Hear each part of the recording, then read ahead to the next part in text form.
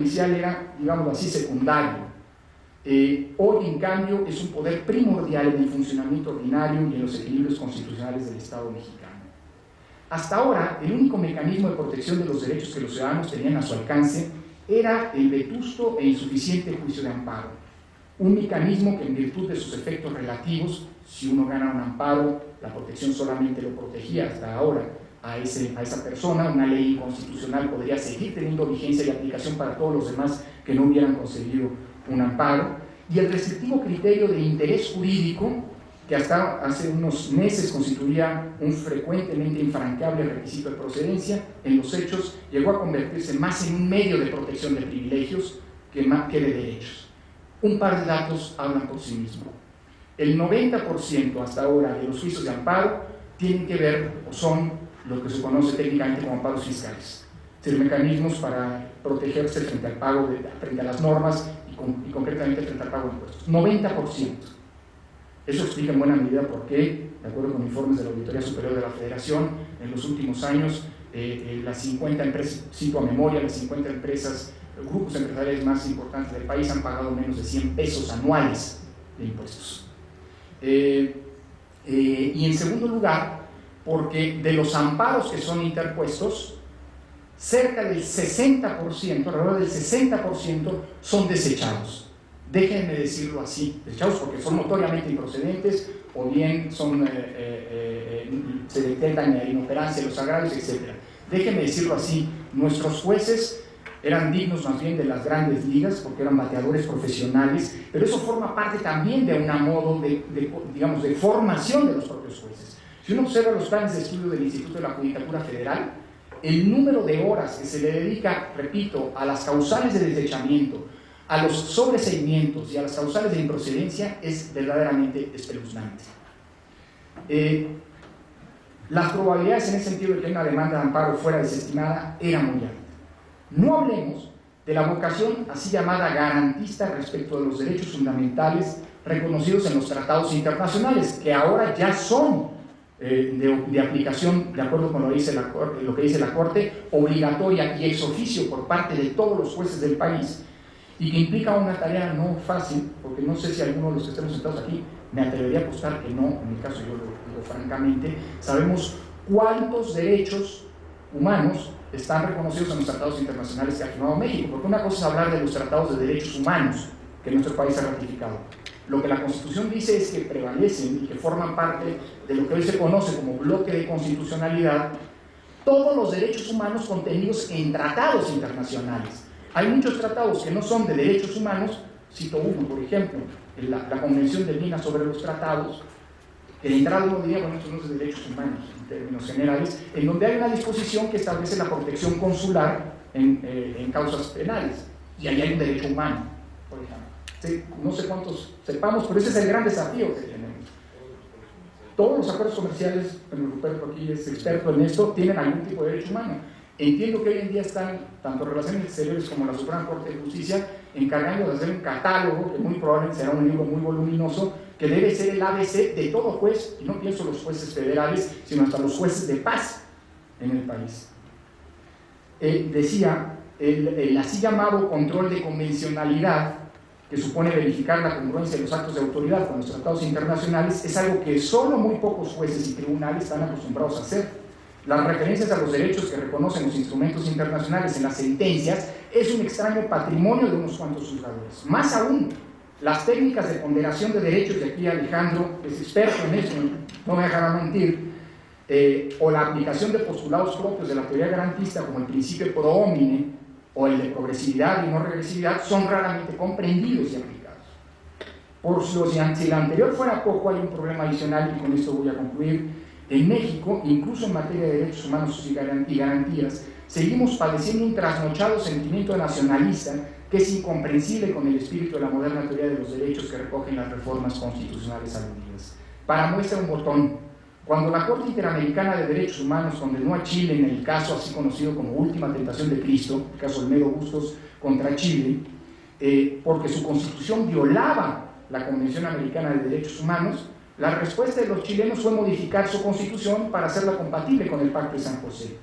En cambio, en México, luego de que ha sido condenado reiteradamente por la figura del fuego militar, entre nosotros durante muchos años, y esto ya lo resolvió la Corte, pero durante muchos años, hace un año exactamente, la Corte estaba discutiendo el acatamiento de estas sentencias, y en la Corte hubo ministros que ponían en duda la vinculatoriedad de las resoluciones de la Corte para el Estado mexicano. Es decir, eso es un problema, digamos, de paradigma cultural que evidentemente tiene que romperse a la luz de estas reformas. Un aspecto particular lo representan los derechos sociales y su protección. El cambio de paradigma implica sobre este punto un replanteamiento radical sobre el modo en el que estos casos se han venido abordando. Los casos hasta ahora extraños y esporádicos, como el asunto conocido como el amparo Mininuma, mediante el cual un juez de distrito en el estado de Guerrero concedió un amparo mediante el cual se demandaba por parte de varios pobladores de una comunidad indígena un centro de salud y equipamiento médico y sanitario correspondiente, y que condenó al cumplimiento, construcción de ese centro de salud al gobierno local, están llamados a hacer, a partir del nuevo paradigma constitucional introducido por estas reformas, la generalidad de los casos. Eso supone una capacitación y actualización permanente de nuestros impartidores de justicia, así como cambiar las lógicas y los entendimientos hasta ahora prevalecientes. En este sentido, y con esto de veras sí concluyo, el acceso a la justicia implica un repensamiento y una asunción de nuevos paradigmas que nos impone la propia Constitución y la Corte a partir de la interpretación que en estos meses ha venido haciendo de las mismas, en términos de acceso a la legalidad en nuestra cultura jurídica o cultura de la legalidad generalmente difundida. Muchísimas gracias. Muchas gracias al doctor Lorenzo Córdoba por su excelente exposición. Vamos a darle la palabra ahora al doctor Alejandro Madrazo para continuar con los trabajos de nuestra mesa. Por favor, doctor. Muchas gracias, Humberto. Bueno, quiero comenzar, más bien, antes de comenzar, quiero plantear un agradecimiento, una disculpa y una confesión.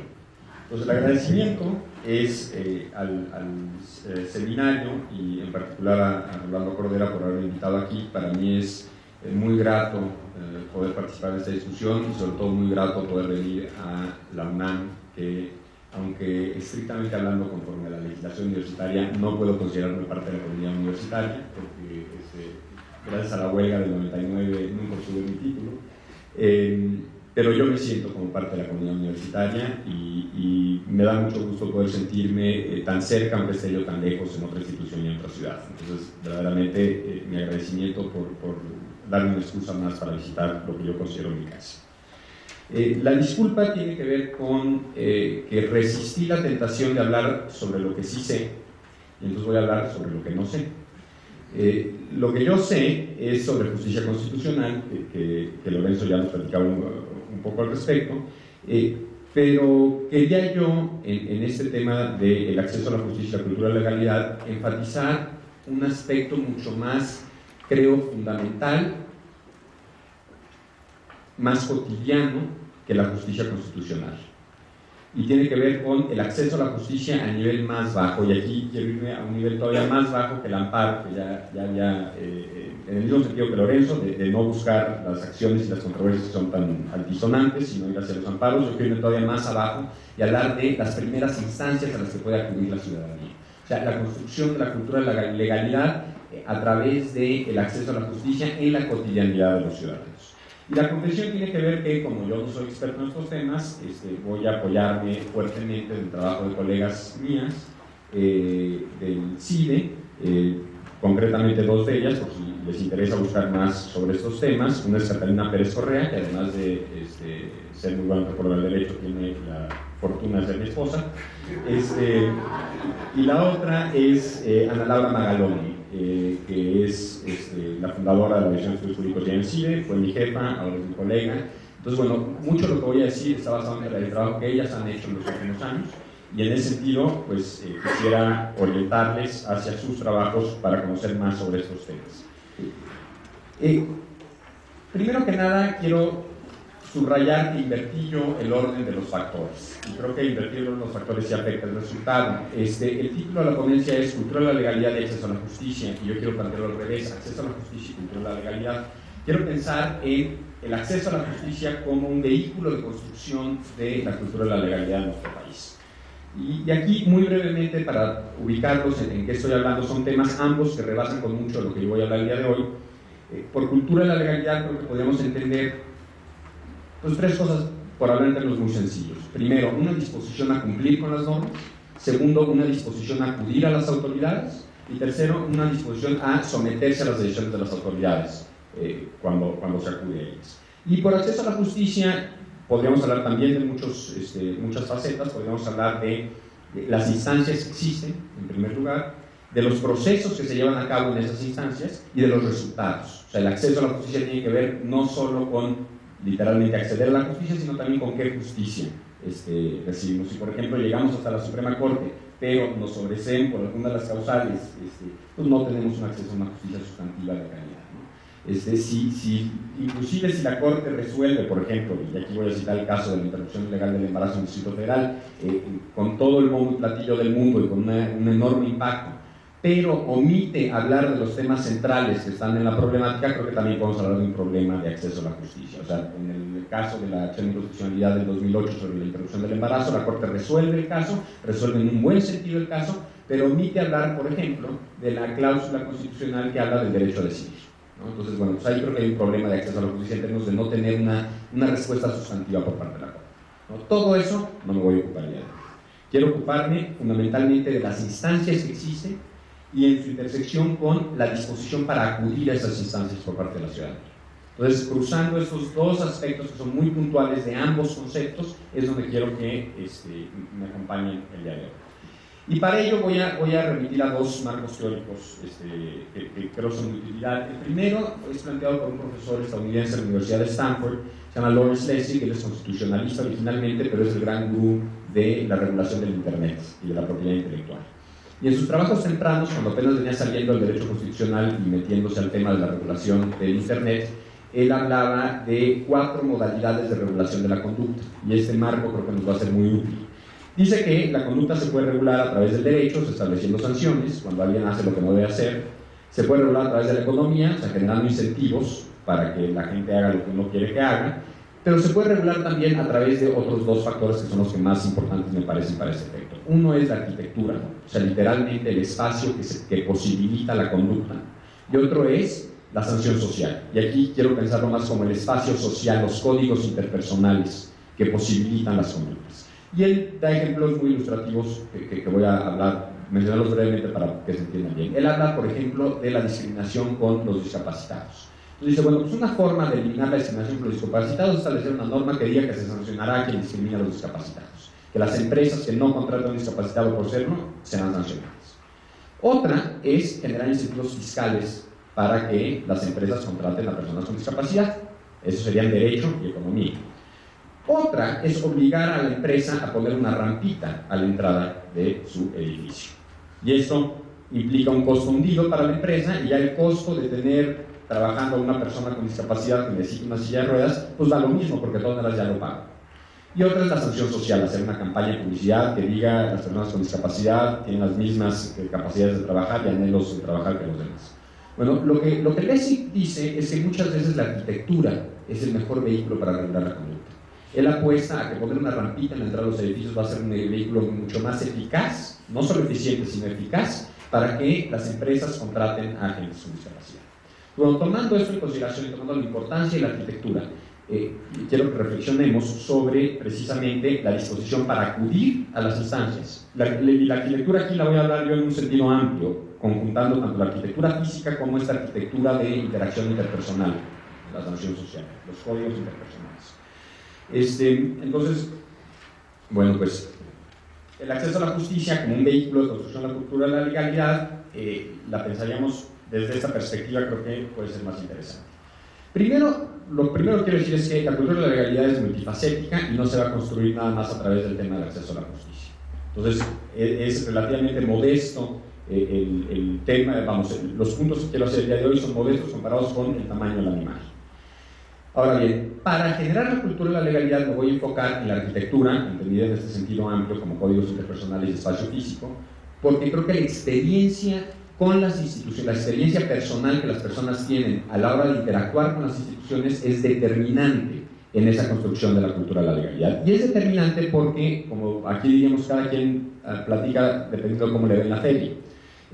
Utilizando un término un poco distinto, o vamos, un aparato analítico un poco distinto, hay un fenómeno y un principio que ha sido muy estudiado sobre todo cuando yo conozco dos autores, uno es Tom Tyler y otro es Dan Kahan, que hablan de la reciprocidad como la relación básica para el cumplimiento de las normas. Normalmente se piensa que el miedo a la sanción es el vehículo básico para que la gente cumpla con las normas. Ellos dicen que no es así, que los estudios sociológicos nos dicen que la reciprocidad es un principio mucho más importante. El ejemplo que ellos utilizan, y hablan del fenómeno del chomp. El chomp, disculpen el léxico, pero lo tendremos que traducir en el castellano mexicano, algo así como el teto, o sea, el que los demás sapean, ¿no? Los demás agarran el puerquito, por así decirlo. Bueno, ellos utilizan un ejemplo muy estudiado y muy documentado que tiene que ver con el pago de impuestos. En Estados Unidos se hizo un comparativo en el estado de Idaho o Iowa, no recuerdo, sobre el pago de impuestos. Durante años la campaña para que la gente pagara impuestos era publicitar casos de evasión fiscal y las sanciones que se hacían. Y lo que empezaron a estudiar, lo que empezaron a encontrar cuando documentaron qué tanto se elevaba el pago de impuestos cuando salía esta campaña a los medios, es que cuando salía la campaña a los medios declinaba el pago de los impuestos.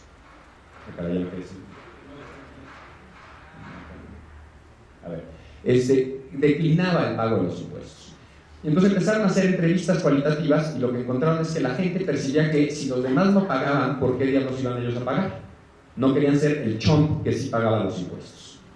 Entonces cambiaron la estrategia publicitaria y la estrategia se volvió: 10,000 personas han pagado sus impuestos, ¿cuándo los pagas tú? A la semana siguiente, 15,000 personas han pagado sus impuestos, ¿cuándo los pagas tú? Y se elevó la tasa de pago de impuestos.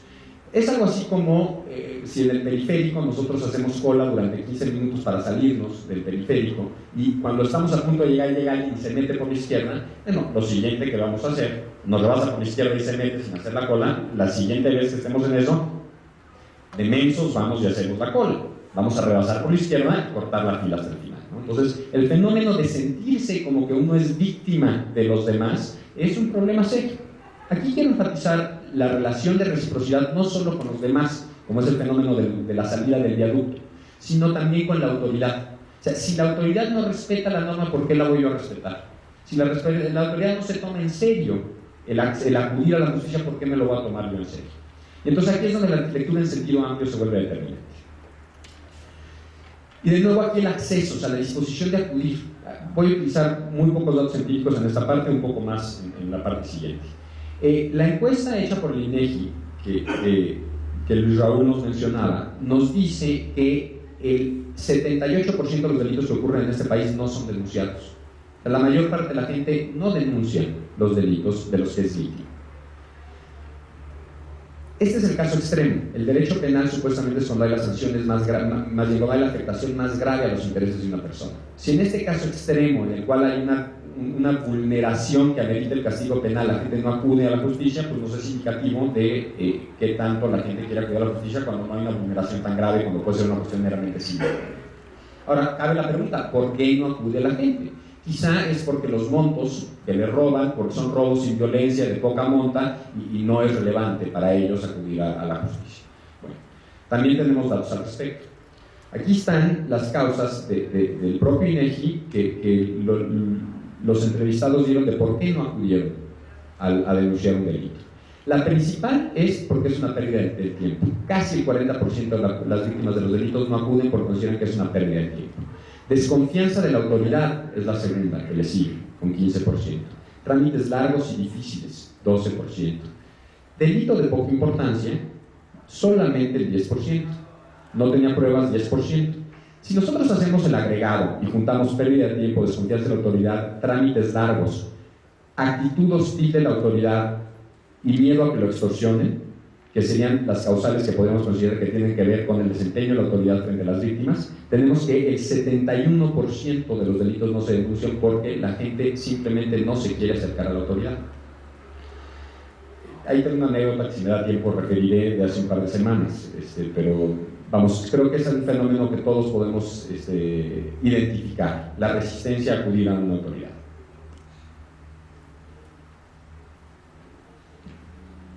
Y no debería sorprendernos que resistamos el acudir a una autoridad cuando esta es la forma en la que se ve la autoridad. Esta es una fotografía del Ministerio Público aquí en el Distrito Federal. Y yo les pregunto, ¿qué nos dice esta fotografía?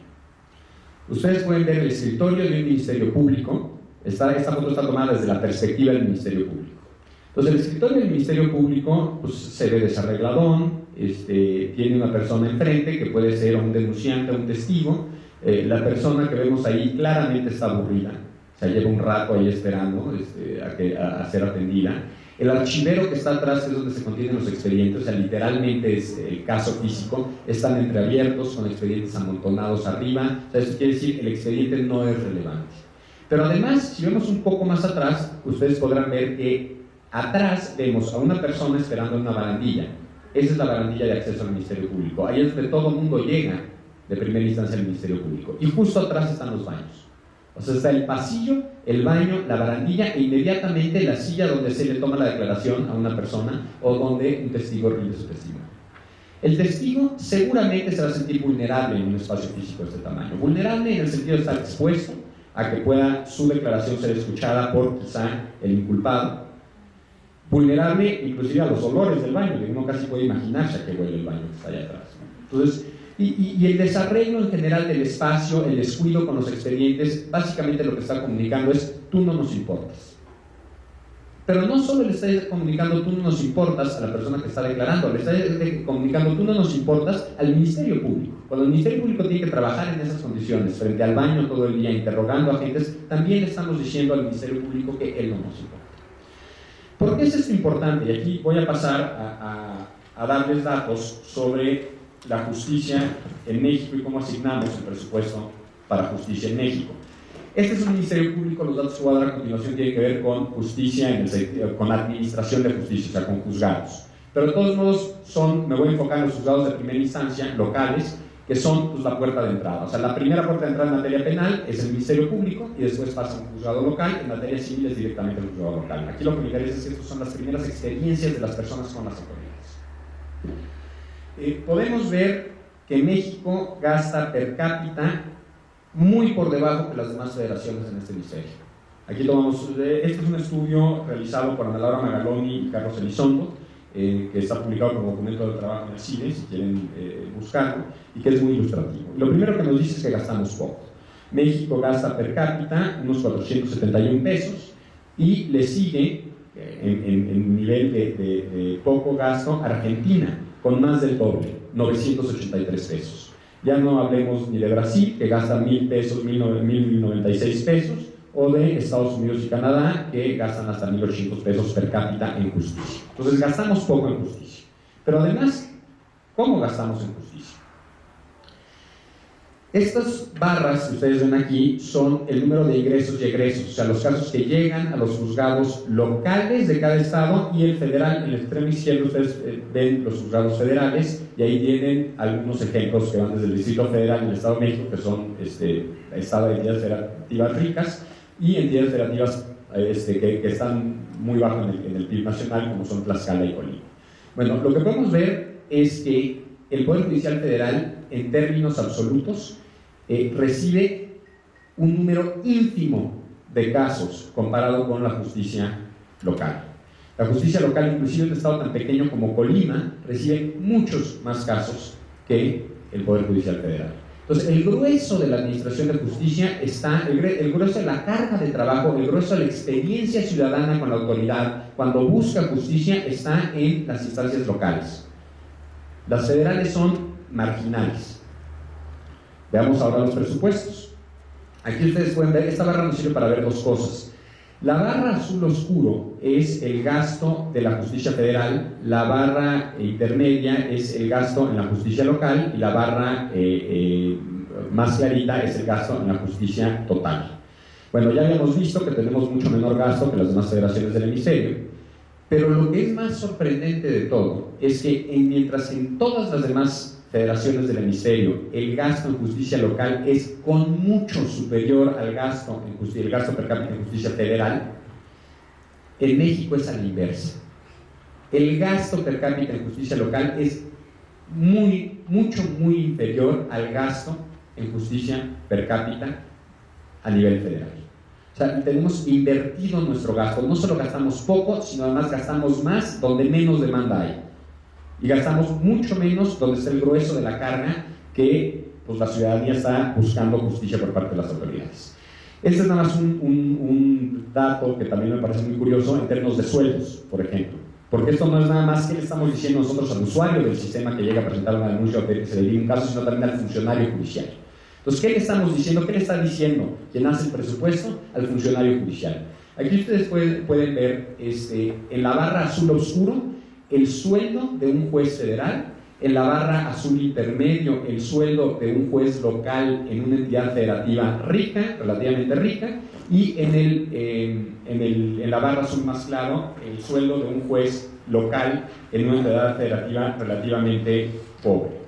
Y lo que podemos ver es que mientras en los demás países hay más o menos consistencia, por lo menos entre el juez federal y el juez de una entidad federativa rica, en México es desproporcionado el sueldo que recibe un juez federal comparado con sea un juez local de una entidad federativa rica o una entidad federativa pobre. O sea, inclusive en Canadá, por ejemplo, aquí tengo en mis apuntes, Canadá, un juez local de Alberta, que es la provincia per cápita con el per cápita más alto, tiene un salario inclusive un poco inferior al juez que trabaja en la provincia que tiene un ingreso per cápita más bajo, que es el Yukon. En México, el juez federal cuadruplica el sueldo del juez local de Campeche, que es la entidad con el PIB per cápita más alto, y gana 7 veces más que el juez local en el estado con el per cápita más bajo, que es Chiapas. Entonces, no solo le estamos diciendo a los usuarios, al grueso de los usuarios del sistema de justicia, tú no importas, le estamos diciendo también a el grueso de los funcionarios que están dedicados a administrar a la justicia, tú no importas, nos importas marginalmente comparado con los jueces federales. Con estos datos los voy a dejar, son nada más algunas reflexiones sobre cómo estamos nosotros orientando y enfocando nuestras instituciones y nuestra respuesta institucional al problema de justicia, y con algunas reflexiones. Si queremos construir una cultura de la legalidad, tenemos que pensar en la interacción y la experiencia que tienen los usuarios con las instituciones. Y algunas cosas que debemos de tomar en cuenta a la hora de reflexionar sobre esa experiencia. Lo primero es que la justicia tiene que ser, por usar un término que les gusta mucho a los tecnócratas, ser user-friendly. O sea, tiene que ser amigable al usuario para que realmente haya acceso a la justicia, para que el usuario siquiera se atreva a acercarse al Ministerio Público o al juez local. Las instalaciones deben de ser dignas, el trato debe ser amable, los trámites deben de ser ágiles, se trata de facilitar el acceso a la justicia, no de ahuyentar a quien busca justicia. Hoy parecería que nuestro sistema está diseñado para ahuyentar a quien busca justicia, no solo en el sobreseimiento que ya mencionaba Lorenzo, sino inclusive en la presencia física cuando uno se acerca. Segundo, la justicia, y eso no se abordó en las láminas y los presupuestos, pero es una pregunta que es muy relevante. La justicia debe de pensarse en términos de cuáles son las necesidades de los usuarios. Hoy tenemos una justicia en la que los montos, las jurisdicciones se determinan sobre todo a partir de las divisiones disciplinarias que desde la academia hemos construido históricamente. Juzgados civiles, juzgados mercantiles, juzgados de lo familiar, etcétera, etcétera. Pero no sabemos, porque no hemos hecho las encuestas, cuáles son los conflictos que la gente realmente necesita que se resuelvan. ¿De qué monto son los pleitos civiles? ¿De qué naturaleza son los pleitos familiares? O sea, nosotros estamos construyendo juzgados en función de una malla curricular de las facultades de Derecho y no en función de lo que los usuarios quisieran utilizar. Tercero, la justicia debe ser igualitaria. Una de las cosas que vimos es la muy dispar distribución del presupuesto entre entidades federativas. O sea, Campeche está comparativamente mucho mejor financiado que Chiapas. Entonces, los ciudadanos de Campeche tienen un derecho fundamental, como es el acceso a la justicia, mejor tutelado que los ciudadanos de Chiapas, a nivel local. Entonces, tienen que ser igualitarios. Pero sobre todo, y creo que este es el punto central, la autoridad debe de dejar de representar una amenaza para constituirse en un espacio que invite al uso por parte de los ciudadanos, si es que realmente queremos que los ciudadanos asuman esa dimensión de la cultura de la legalidad que es estar dispuestos a acudir a las instituciones y a respetar y someterse a los fallos de las instituciones. De otra forma, difícilmente podemos exigir a los ciudadanos que se acerquen si lo que estamos haciendo de las instituciones es alejarnos. Y quiero cerrar con una anécdota muy breve. Ya estoy sobre el tiempo, justamente, pero quiero cerrar con una anécdota muy breve. Hace 2 semanas le robaron la computadora a mi esposa. La primera tarea fue convencer a mi esposa que fuera a hacer la denuncia. Se negaba, ella estudia en ministerios públicos, la investigación cualitativa en la que yo me estoy basando, ella la ha hecho. Conoce a la perfección los ministerios públicos y me dijo, pero ni de broma voy a ir a perder media mañana, de por sí perdí el trabajo que llevaba haciendo una semana, ni de broma voy a perder mi mañana si tengo que sacar mi trabajo para la tarde. La razón por la que terminó yendo es porque le habían robado también su Nextel en la bolsa, y para cobrar el seguro del Nextel necesitaba una constancia del Ministerio Público. Esa fue la única razón por la que acudió al Ministerio Público. Mientras ella estaba en el Ministerio Público, recibí yo una llamada en casa. Unas señoras habían encontrado la bolsa. Entonces pedí yo que me dijeran dónde estaban para ir a recoger la bolsa. Y les dije, me pidieron que fuera mi esposa y les dije que no podía ir mi esposa porque estaba en el Ministerio Público. Acto seguido se negaron a darme su identidad y su localización porque me dijeron que no querían meterse en problemas. Tras una negociación de unos 15 minutos, terminé por yo decirles, miren, hagamos lo siguiente, yo soy abogado. Entonces, contrátenme ustedes como su abogado y yo les trabajo pro bono, y de esa forma, por secreto profesional, yo puedo declarar ante el Ministerio Público que me llamaron para entregarme la bolsa, pero no decir quién fue. Y esa fue la única forma en la que yo pude conseguir que un ciudadano común y corriente tuviera el gesto de civilidad de entregar una bolsa que se había encontrado tirada. Si no fuera yo abogado y no pudiera yo invocar el secreto profesional ante el Ministerio Público, yo habría tenido que declarar de dónde saqué la bolsa, a reserva de verme yo quizá inculpado ante el Ministerio Público. Entonces, a ese grado llega la desconfianza de nuestras autoridades. Ni los testigos quieren acudir, ni las víctimas quieren acudir.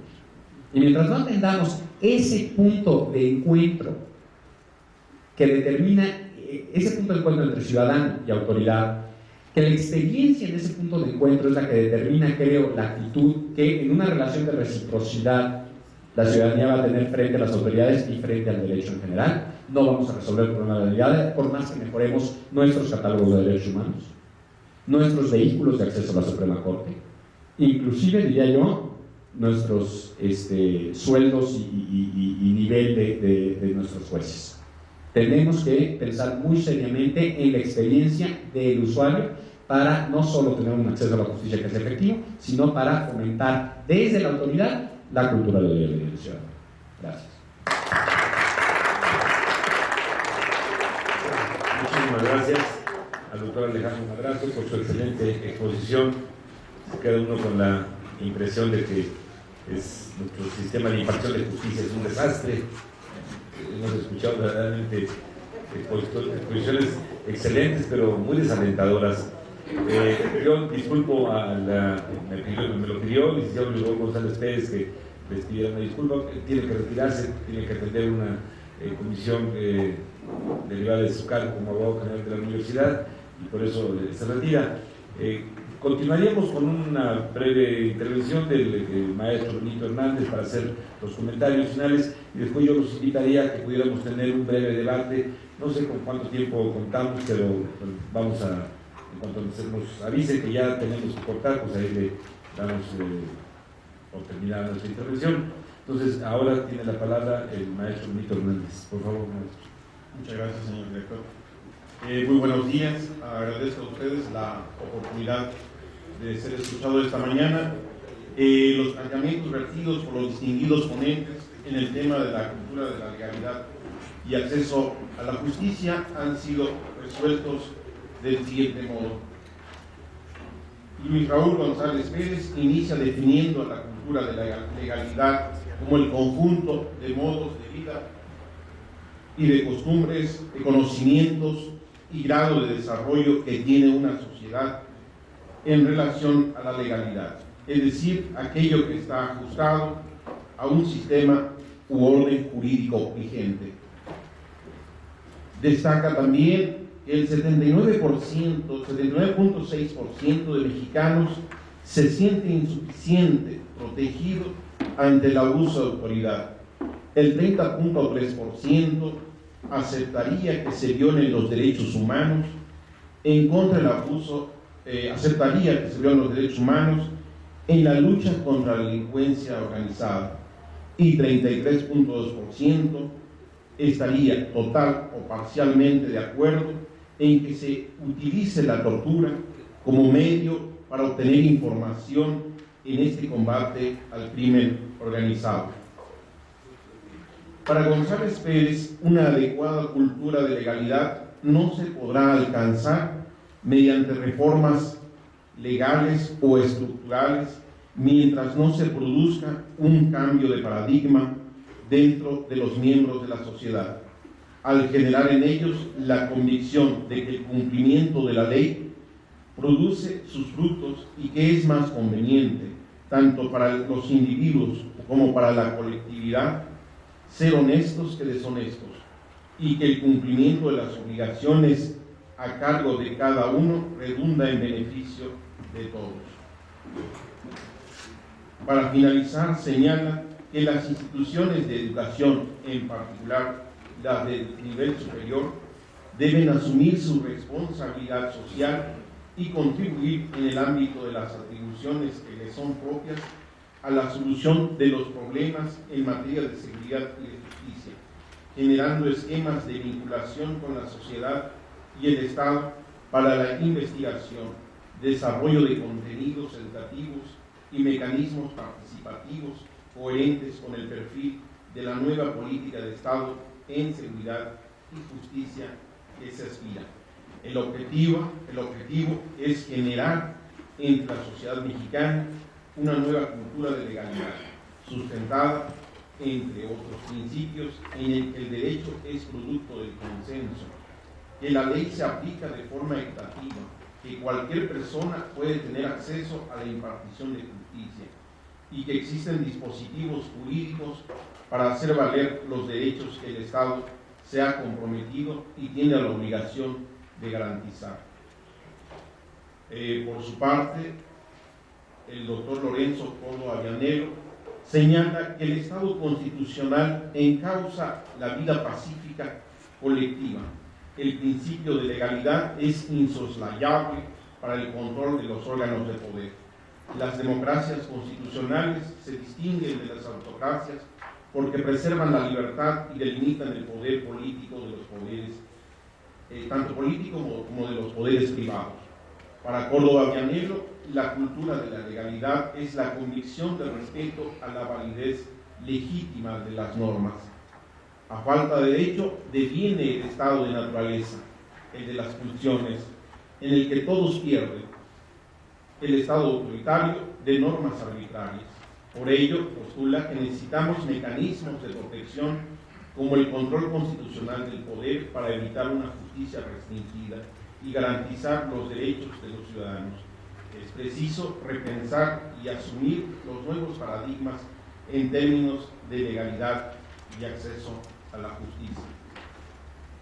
Por su parte, Alejandro Madrazo Layuz propone la vinculación del derecho, la economía, la arquitectura y la sanción social como las 4 vías para regular la conducta, de modo que los espacios sociales públicos, el diseño de las instalaciones adecuadas y un trato amable en los tribunales ha de facilitar el acceso efectivo a la justicia.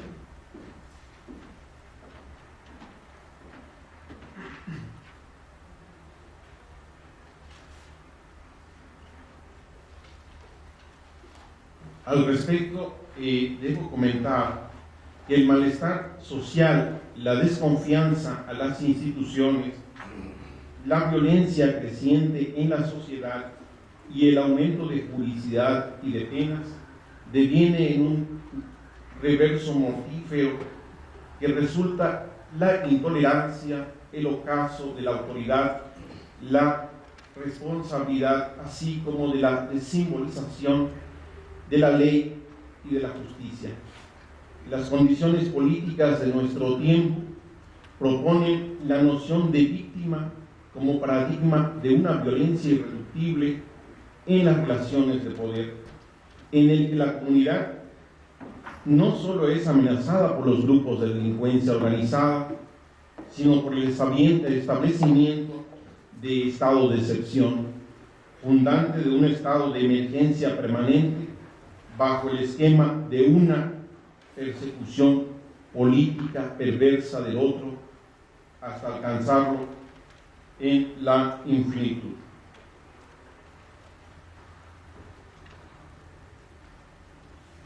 La tolerancia a los actos de violencia y transgresión vulnera las reglas de derecho establecidas por la comunidad. La permisibilidad extrema tiene su reverso. Nada está permitido. La violencia sin reglas constituye una falla del montaje simbólico de la ley. Entonces la ley se pierde como referente, es decir, fracasa. Un fracaso que puede ser intencionado cuando el escenario es propicio para la multiplicación de amos, en el que la estructura de dominación demanda una lógica patriarcal autoritaria para la negación del imperio de la ley y consecuentemente la ausencia de garantías para el lazo social. En este sentido, el derecho ya no es para convivir, sino para sobrevivir, para vivir sobre los otros, podríamos decirlo, hasta el resentimiento y el odio. El odio, nos dice André Glucksmann, acusa sin saber, juzga sin escuchar, condena a la medida de su deseo, no respeta nada. Los asuntos se resuelven con una dentellada arbitraria y soberana. Odio, luego existe. Por ello es la cultura de la legalidad la vía de acceso a la justicia que se propone en esta mesa de discusión, al asumir que el derecho es el poder de la comunidad, la fortaleza de la unidad de varios contra la violencia del único. El derecho pone los límites al ejercicio de la violencia de un individuo frente a los intereses de la comunidad. En este sentido, me cabe citar a Balmes cuando señala: el resultado último debe ser un derecho al que todos, al menos todos los capaces de la vida comunitaria, hayan contribuido con el sacrificio de sus funciones y en el cual nadie pueda resultar víctima de la violencia bruta. Para concluir, debo decir que nadie ignora la ley, pero la ley del hombre es la ley del lenguaje que nos incluye en la cultura, de manera que el discurso y las prácticas jurídicas, la justicia ha de tener un lugar central como principio rector de vida de los habitantes para atender las cuestiones éticas y de convivencia social, pues permite que cada uno responda por sus actos y dé cuenta de ellos, porque toda decisión siempre afecta a los otros. Es la razón y el reconocimiento del otro, el basamento del ejercicio de libertades y derechos para el bienestar de una comunidad política.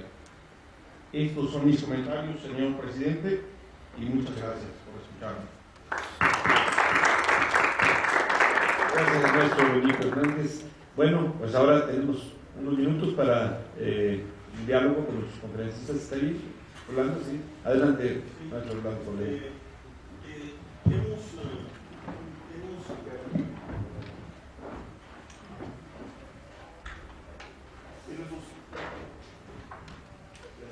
En nuestro seminario de la cuestión social hemos discutido y estudiado, y luego junto con la Facultad de Derecho precisamente y la Abogacía General de la Universidad, el tema de el juicio estratégico, ¿cierto? ¿Sí? Roberto, ¿tú me corriges? Sí, litigio estratégico. Litigio estratégico.